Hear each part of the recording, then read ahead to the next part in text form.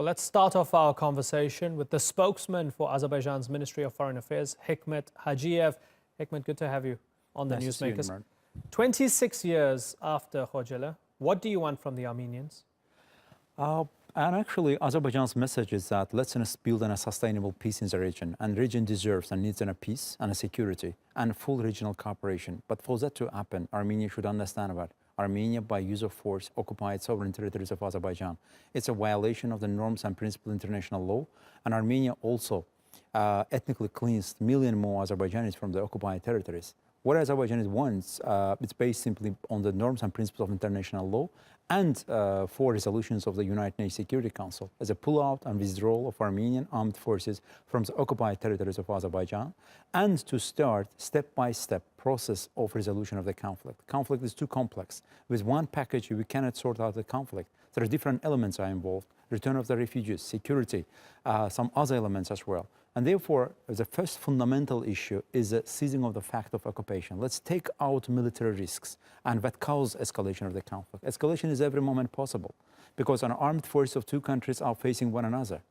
And it's in a trench war scenario of the Second World War. That's the realities on the ground. Let's change the status quo that's based on occupation. You say escalation is always possible. We saw trouble in 2016. It was war again, and people feared it might even get much, much worse. How close are we to that happening again? Simply, it can happen every moment because we are still having a persistent and continued fact of occupation. Armenian armed forces are physically present in the occupied territories of Azerbaijan, and Armenian armed forces also continue certain kind of provocations or military political provocations, and they are going hand by hand and complementing with one another.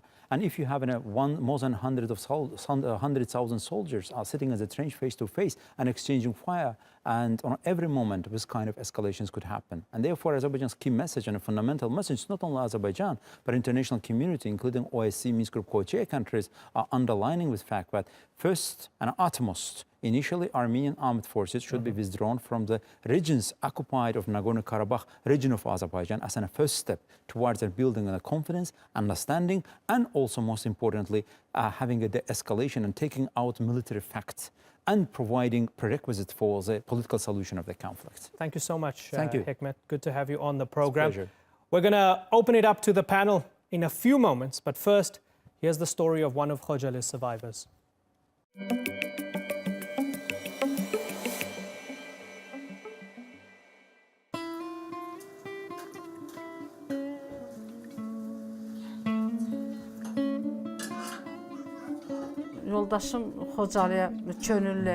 My husband went to Khojaly voluntarily. He was a policeman and we went with him. We had a very good life while living there. This tragedy came upon us after Armenians committed the massacre. My husband was martyred and I was captured. I spent 15 days in captivity. In Khojaly, our men hid us in the basement so that Armenians would not capture us. They were gone, but they had put women and children in the basement in order to protect us from being shot. Our men also fought to keep the Armenians away, but they could not prevent it. Armenians came to the basement and caught us. This child was 3 days old then, and this one was 1.5 years old. Then they held us captive. They beat us, punching me in the mouth and ears. I am partially deaf now. My son in that photo was hit by a bullet. The bullets hit his head and then his leg. As the child grew, the bullet wounds got worse. We treated him so that he survived. However, we could not heal my other child. My husband worked as a policeman and I could not see him when the Armenians captured me. Later, when the Armenians exchanged us with the captives, I learned that they had shot my husband. They caught me and told me to find my husband and bring him back to them. They told me to bring him alive. I told them that he is my husband, so why should I bring him? At that moment, they hit me with their gun and I fell down. In that photo, I was with my child. It is the 26th anniversary of the Khojaly tragedy. We want our lands back from Armenians. The spirit of our children will be glad then. My husband is martyred and let his soul be glad. Our children's soul and the souls of our sisters and brothers will only be glad if we get our land back. Karabakh, and if we can live in Khojaly again. Well, to explore how this ongoing conflict can be resolved, I'm joined now by former US Ambassador to Azerbaijan, Matthew Bryza, and the head of the Azerbaijan Institute for Democracy and Human Rights, Ahmed Shahidov, and finally Richard Geraghosian. He's the director of the Regional Studies Center, an independent think tank based in Armenia. Gentlemen, good to have you on the program. Ahmed, I want to begin with you. People talk about justice for Khojaly. What does that mean? What would it mean now, 26 years on? Yes, thank you. First of all, we need to pay attention to the basic course of this conflict. The Armenia-Azerbaijan conflict is the oldest ongoing conflict in the post-Soviet area, and the base course of the conflict lies in the centuries-long Armenian territorial claims against Azerbaijan.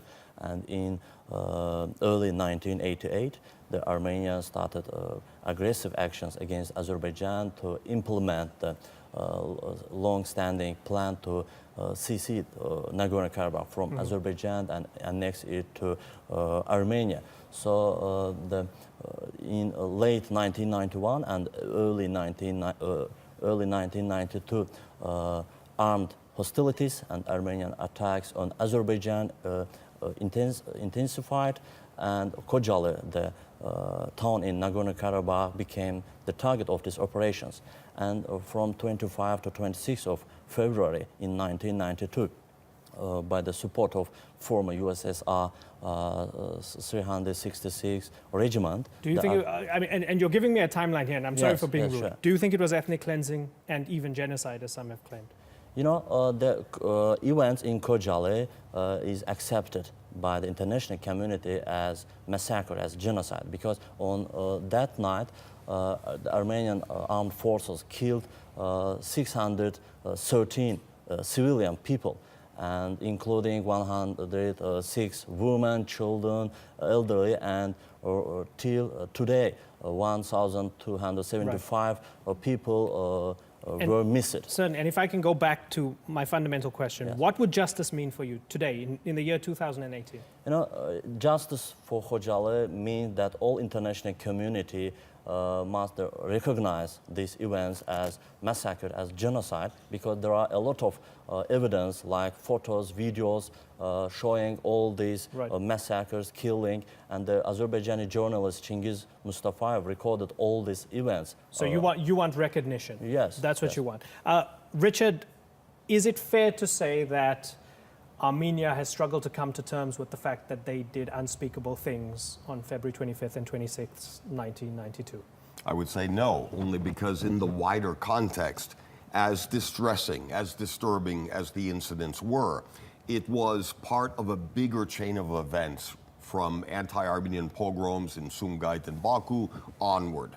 What worries me much more is trying to escape being a prisoner of the past and actually trying to deal with a very difficult present and looking to the future. But why can't both be done? To say, okay, this was a terrible massacre, civilians were massacred, the war was terrible, let's move forward. Clearly, yes. The events, whether it's a crime of genocide is a very difficult term to apply, especially in this context. Regardless, the loss of life, the tragedy, is a demonstration that all sides have suffered grossly. And yes, there does require a painful but sincere look at the past. My focus here, though, is we have people dying on a weekly basis now in this conflict. And in many ways, if we become too obsessed with one isolated incident rather than the wider context, this doesn't contribute to an environment conducive to a negotiated solution with concession and compromise from all sides. Okay, and I'm going to get Ahmed's response to that in just a moment. But first, Matthew Bryza, as a former US ambassador to Azerbaijan, somebody who saw this unfold over the years in terms of peace negotiations and a frozen conflict, tell me why it's been so difficult to get anywhere near some sort of solution. Well, I actually was one of the international mediators of the conflict for 3 years. We have a group called the Minsk Group under the OSCE with a Russian, French, and US ambassador. And I can say we got pretty close in the springtime of 2009, and then in the autumn as well. The basic outlines of an agreement exist, and the basic principles have been agreed in principle by both sides. The problem is that what the political leadership finds acceptable is not acceptable in the broader societies because so many emotions are still so raw, whether it's about Khojaly or whether it's about protecting of civilians on both sides, whether it's about the fundamental legal status of Karabakh, and it all plays also back into the history of Turkey and Armenia in 1915 and all those events as well. Right. So people have long memories, deep wounds. Ahmed, would you accept Richard's argument that whatever happened, the people can't be held hostage by the past and need to move forward? You know, as Mr. Grigoryan mentioned about the, I would say, to look to the future for both countries. I am not politician, I am not historian, but I am human rights defender, and I care about the rights of civilian people living in front line, about the women, children. But after 25 years, after the Khojaly massacre, today we cannot look to the future and to, how to say, because the Armenian side continues the violation of international law, violation of human rights in front line. For example, I took the photo of this 2-year-old Zahra. She was killed last year. If you want to show, I mean, you can hold it up in a bit. July. Yeah, so in July, in Al-Khanli village of Füzuli district, during the armed shelling by the Armenian armed forces, she was killed, and it happened after 25 years after Khojaly massacre, and it shows that the Armenian side is not ready for living together to get a peace, prosperity in this region. Okay, so Richard, the point is that what he's saying is that the status quo at the moment, low intensity conflict suits Armenia, and it's easier for Armenia than it is for Azerbaijan. Well, I would respectfully disagree. I don't think anyone is benefiting from the current escalation in tension. There are losses on both sides, but equally painfully, whether it's the death of a tragic infant or a toddler, we have similar examples on all sides. My point here is, in many ways, there is no winner for this. And in many ways, we need to find ways to de-escalate and return and re-engage to diplomacy Must the over force of occupation arms. end first before any of that happens? Because we heard that from the Realistically, no. foreign ministry spokesman as well. Realistically, we heard about no. Israel, Palestine, we heard about everything. Well, Crimea as well. It's like, okay, pull out first, then we talk. But realistically, no. And I say that because if we look at the course of mediation and the diplomatic negotiations, one of the few bargaining chips for the Armenian side is the territories beyond the borders of Nagorno-Karabakh and their return to Azerbaijan. This, in other words, any kind of demand as a prerequisite to real diplomacy is both dangerous and rather non-realistic. Ahmed, non-realistic to ask for them to pull out before you can move forward. You know, let's go to the reason of this conflict. And there are a lot of international norms, international law, and Geneva Convention. And according all these norms, the territorial integrity, which is the basis of international law, territorial integrity of Azerbaijan has been violated. And Nagorno-Karabakh, the other adjacent 7 regions of Azerbaijan are still under occupation of Armenia. In spite of that, there are 4 resolutions of UN Security Council about immediately releasing these occupied territories and returning Azerbaijan refugees to these lands. Another international resolutions of OSCE, Council of Europe, the Armenian authorities don't care about this resolution. But Azerbaijan is a multicultural country. Right. We haven't any problem with Armenian nation. Right. And today, in 2018, there are 35,000 Armenians living in Azerbaijan. Even in the center of the Baku capital city, Baku, we have Armenian church. And, but unfortunately, Armenia destroyed all mosques in Nagorno-Karabakh, and it's not against only Azerbaijan. It's against the, I would say, humanity. But in spite of that, after 30 years of Nagorno-Karabakh conflict, we are ready to get the peace and prosperity. But there are concrete reasons for getting this peace. I want to ask you about something. You mentioned the UN Security Council and resolutions. Yes. How do you feel about the fact that Russia's on the UN Security Council? And so You know, they're going to support Armenia no matter There what. are 5 members of UN Security Council, and all of them accepted them. These 4 resolutions. It happened in 1992 and 1993. All these resolutions talks about the territorial integrity of Azerbaijan. Even the Armenia didn't recognize the Nagorno-Karabakh as an independent country. It means that Armenia recognized territorial integrity of Azerbaijan. Right. But why we cannot get this peace? So it means that Armenia should make first step to release these occupied territories. Then the Azerbaijani refugees will return to these Nagorno-Karabakh as occupied lands. Then we are ready to give highest status for Nagorno-Karabakh. You want them to make the first Yeah, move, sure. right? And Richard's saying that's unrealistic for now. Matthew Bryza, we saw big trouble in 2016. It flared up. Yeah. We saw the Armenian president and an Azerbaijani diplomat trade barbs at the Munich Security Conference recently.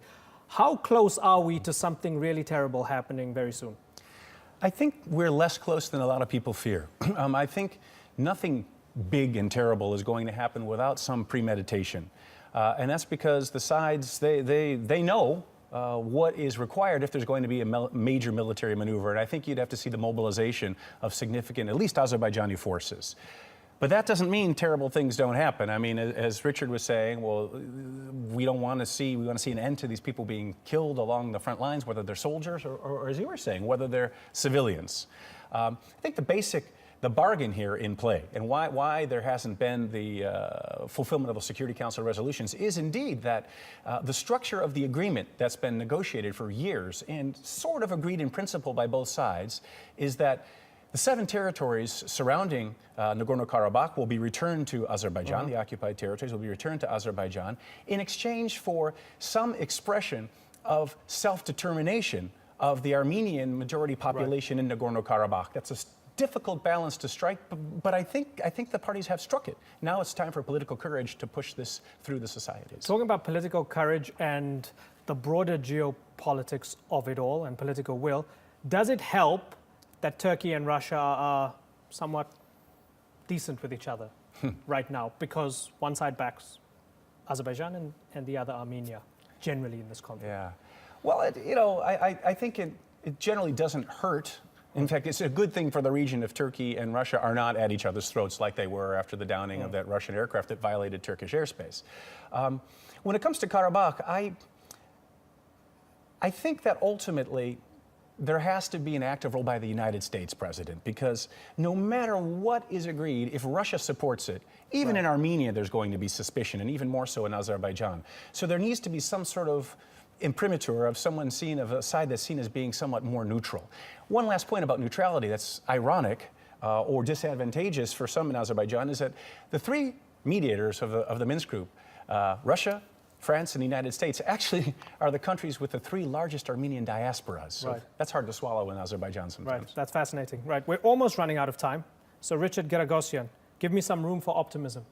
I am optimistic. Chosen to live in Armenia, moving there from the United States. I'm optimistic because we're approaching a tipping point where force of arms, the military solution, is increasingly revealed to be an empty avenue.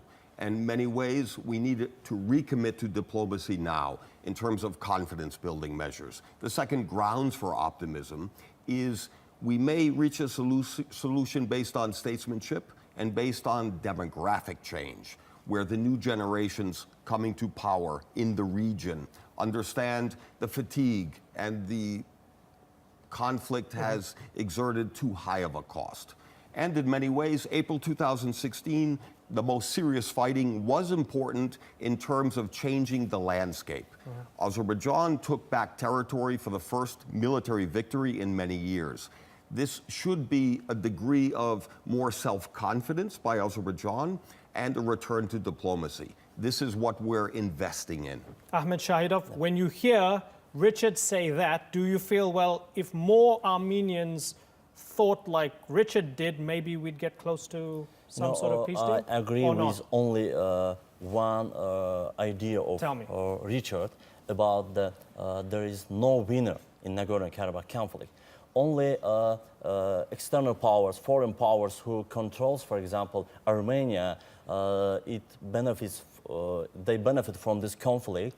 If the Armenian people, the ordinary Armenians, should understand the real situation in Nagorno-Karabakh conflict and push the authorities to sit face to face with Azerbaijani government and gain the peace resolution and to respect the international law, international conventions. I think that Azerbaijanis and Armenians should live together, both in Armenia, in Azerbaijan, in Nagorno-Karabakh region and other regions, but by respecting the international law, the territorial integrity of both countries, the human rights, and everything will be okay. Well, it's been ongoing for almost 3 decades. It's been important to have this discussion because even people who claim to be in the know about the world, whether Syria, Afghanistan, the Balkans, whatever, generally have no clue about this. And I think that's why it's extremely important, myself included,